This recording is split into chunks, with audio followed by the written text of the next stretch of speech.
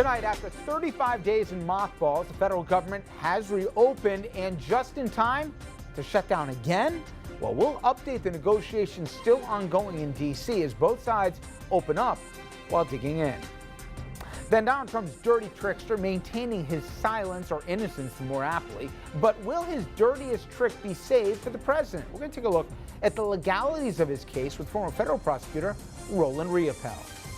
Plus, add two new names to the Democrats' 2020 free-for-all. While one shoots to the top of a group of Democrats, the other, some claim, could actually help Donald Trump win another term in the Oval Office. Good evening, everybody, and welcome to RFL. I'm Richard French. Thanks for joining us this Monday. And for the first time since before the holidays, we are not beginning the broadcast, thank God, counting how many days the government has been shut down. But now, the federal government, once again, fully open for business today after a deal on Friday ended the 35-day partial closure. Cost of the nation, estimated $11 billion, and that's right, that's with a B. Today, government-run museums, parks, historic sites, and more are all open. Agencies like the TSA and the IRS are fully staffed. Now, the end of the shutdown also means that Congress, for the first time since the Dems took over the House, can actually focus on what they were elected to do. It's called govern. And there's a lot to do. Democrats will focus on pay raises for government workers, a bill to help close the gender pay gap, hearings on President Trump's movement when it comes to troops on the border during the election, expanding voting rights, gerrymandering, and on and on. Republicans, they're going to prioritize nominations for federal courts and the Attorney General nominee. A Mideast policy bill's also on the table, as are hearings on global threats and prescription drug costs. But all of that is happening beneath the specter of, and listen carefully, another possible, and if you listen to the president, even likely shutdown. And I'm talking about one in the very approaching horizon. Clock already ticking on that 3-week deal that got done on Friday. Government funding expires once again on February 15th. I'll do the math. That's 18 days for both sides to work out a deal and for the White House to actually agree to it. So both parties in both chambers, they've appointed members to a conference committee to try and hash out a deal. See 8 Republicans on your screen, none from our region. And these 9 Democrats are on it as well. Only Nita Lowey, the chairperson of the House Appropriations Committee, she represents our region. But of course, even if lawmakers agree on a deal, and that's an if, that may not be worth much if the president, like he did in December, rejects the compromise he once supported.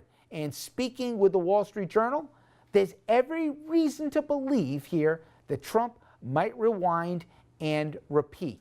Asked whether or not he thinks another shutdown can be avoided, our president said this, quote, "I personally think it's less than 50-50, but you got a lot of very good people on that board." He meant conference committee.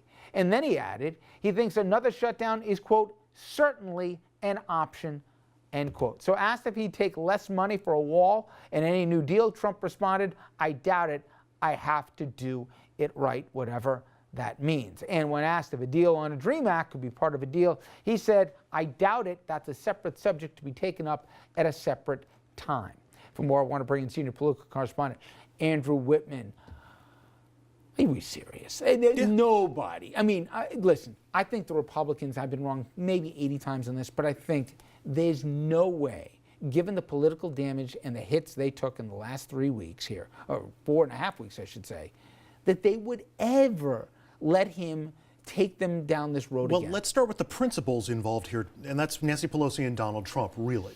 We know that Nancy Pelosi isn't giving an inch when it comes to border funding. It's an immorality for her.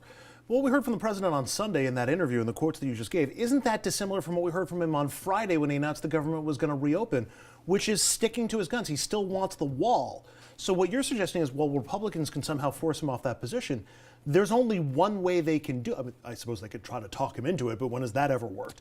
But they can pass the bill to keep the government open, let him veto it, but then they got to vote against him and override his veto, and that really undermines both the party and the president. You don't think, after all the reporting we did on Friday about the near insurrection that McConnell had on his hands here, right? And we heard the same things in the House, that Republicans, they got nothing For the 35 days of a shutdown, they got less than nothing. We said the number $11 billion, you know it, that we lost as a country, all the personal hardships. And that was when we went into the unknown.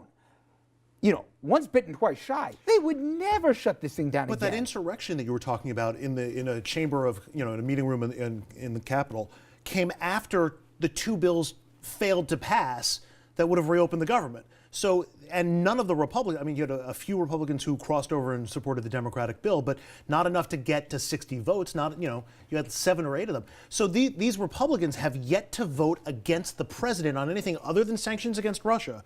And there's no indication that this has been the straw that broke the camel's back. No reason to think they'll put him in that position again. Okay. There is one other option, and that is, and I know a lot of conservatives don't like this because they said that if he does it now, what happens if we have a Democratic president, he does something with guns or whatever other issue? He could play the emergency option, declare a national emergency, and go around everything. 3 weeks from now. Exactly. Yeah. If he's not going to take a fraction of what he wants and call it a victory, that's the only other play he has. I mean, that's a possibility, but that's going to get bounced out of court so quickly. And then, oh, by the way, in addition to signing the emergency, he also has to then sign the bill to reopen the government, which he'll have done without knowing if that'll work. Look, I think the real possibility is that you give him something else.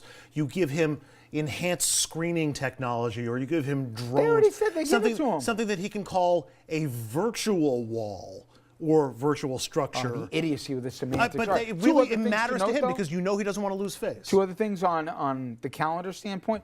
State of the Union's back on. Looks like it's now a week from tomorrow, which is not a lot of time to set these things up. And I say this with great trepidation. I still have scars from being so many wrong in this every time. However, Matthew Whitaker, the acting Attorney General, right? He's saying that he thinks that the Mueller probe will be wrapping up extremely shortly. We've heard this maybe for a year now. That said, imagine if that comes out in the next month while Trump's getting ready to shut the government down again. It could be a heck of a week. I mean, it looks like it could either happen the week of the State of the Union or it could happen the week of a possible government shutdown, or who knows when it'll happen. Oy.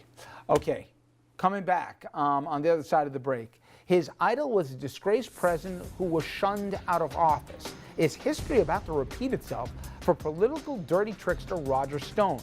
He is talking to everybody after his arrest on Friday, but will his words be used against Donald Trump? We asked a former federal prosecutor that question and much more after this.